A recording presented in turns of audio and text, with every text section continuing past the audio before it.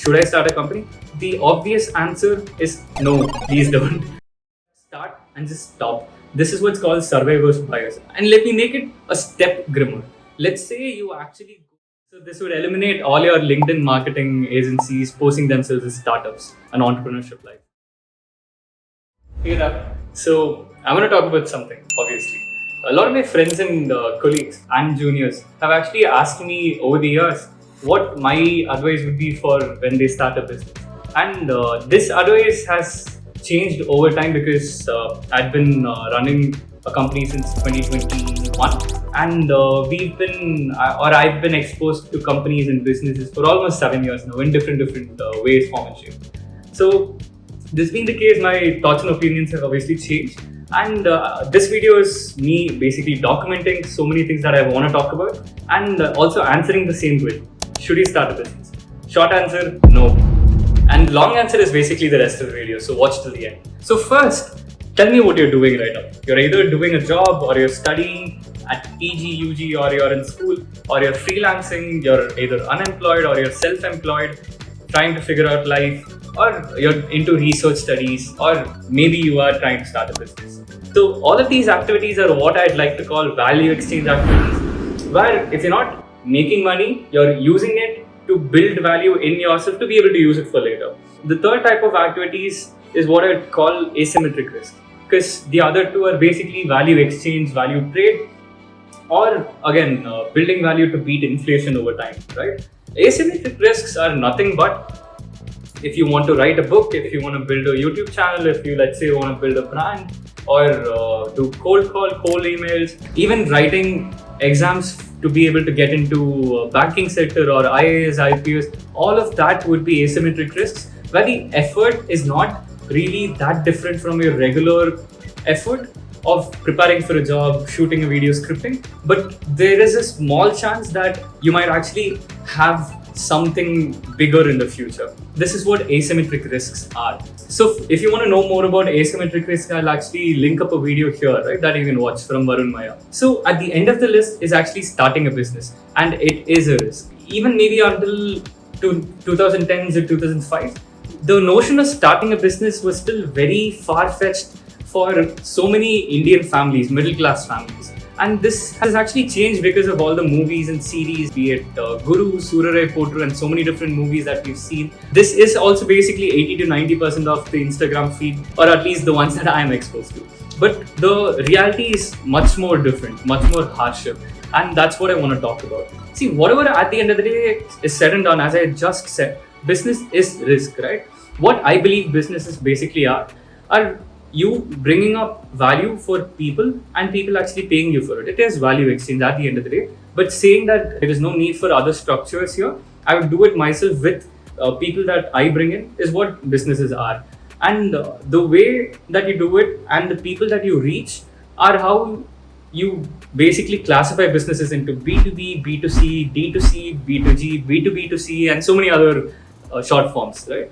On the other hand, what entrepreneurship is, you betting that this combination of values, or what I bring to the table, what I build, is not something that exists in the market, and this is something that people would want, rather than this is something that people are actively wanting. This could be by means of building something entirely new, or building a way to reach people differently, or the way that you manage finances, so many other steps in the business. If you're able to find novelty in that and build a business around it and able to make some money out of it, that is a startup, because you're starting up, right? Not that you're starting up a company and registering. That is basically a business. So this would eliminate all your LinkedIn marketing agencies posting themselves as startups and entrepreneurship life.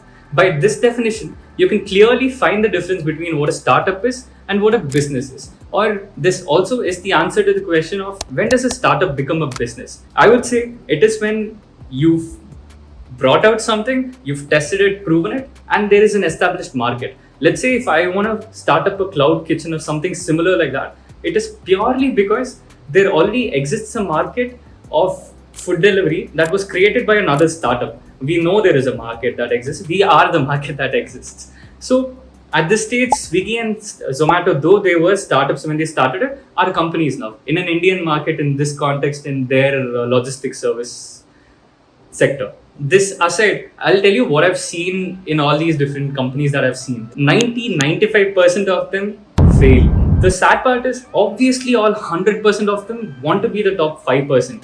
Be it the bro that comes to you and tells you every now and then, bro, let's start a startup, or let's let it be the middle-aged woman that's quit her job to pursue her dream, or even the guy that's been running his family business that wants to try something new.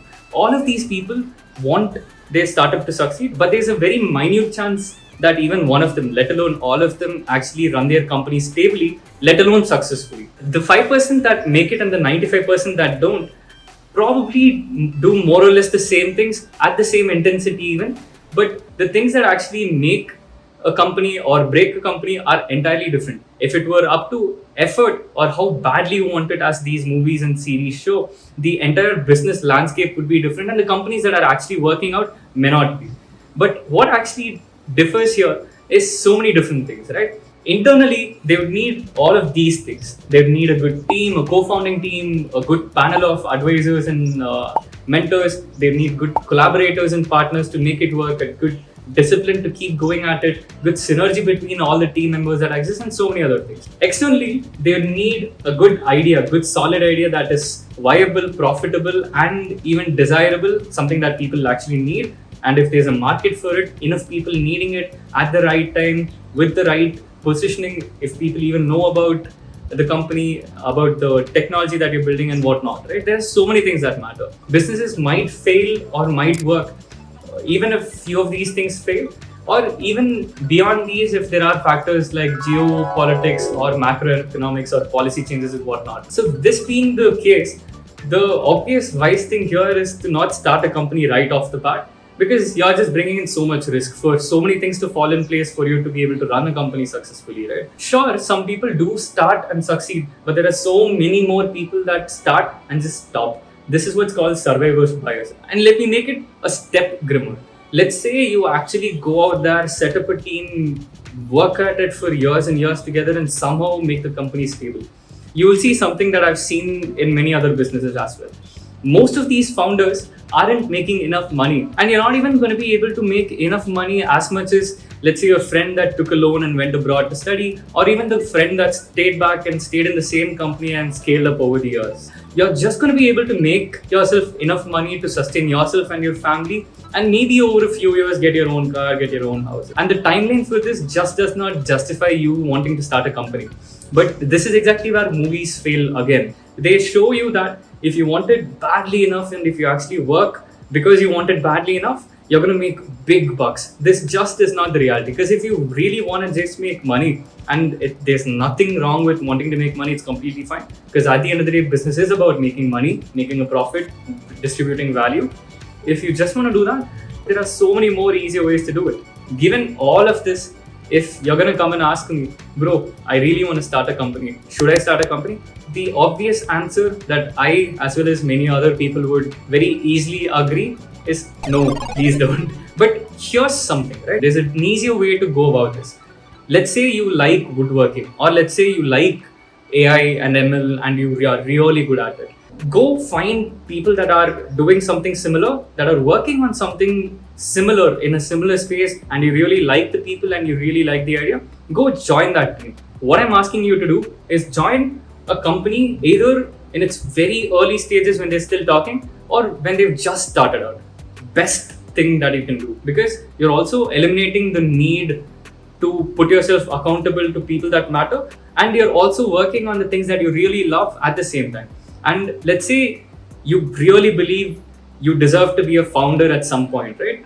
Then prove, if not to nobody, at least to yourself, that you deserve to be at least a co-founder in a company. You might say, bro, but what if there's politics and all? I may not able to get my position and whatnot.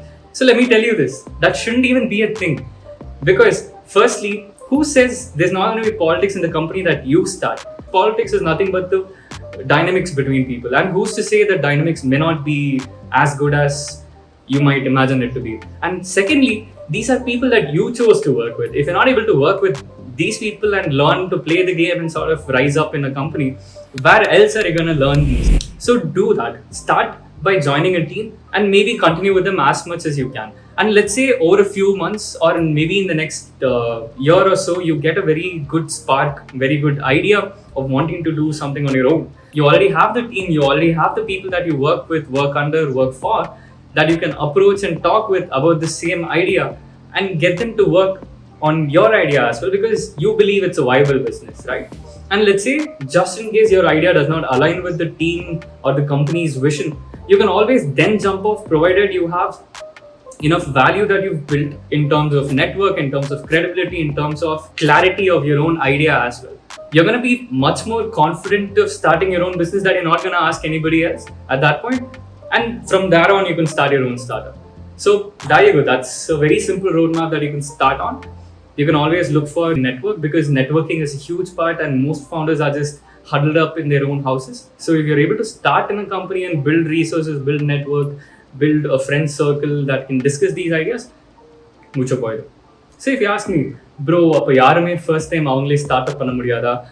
Illa, you definitely should, you really should, if you have these resources that I've just mentioned. If you have the financial resources, if you have the human resources, if you have the network resources of people knowing you, and also if you have distribution resources, saying, if I say something, these many people would know. If you're able to do all of this, then surely go for it. Illana, you can still go ahead, but you're going to have to be okay with lacking the things that you lack, that I mentioned before as well as here, and be able to build these resources while also working on your idea and making your business a success. So if you're able to do all of this and then be able to be happy with it, you should definitely run a startup. And this is the one place that movies get it right, where you really have to muster up all the courage, all the willpower to rise up every day and to just work on your idea with no results on months and years to it, while everybody is still questioning you, doubting your credibility or idea, and be able to get to a point where you actually make the idea work. At that point, it's not going to be a success, it's just going to be a relief. So if this sounds like you, I sincerely say all the best for your journey and welcome to the club.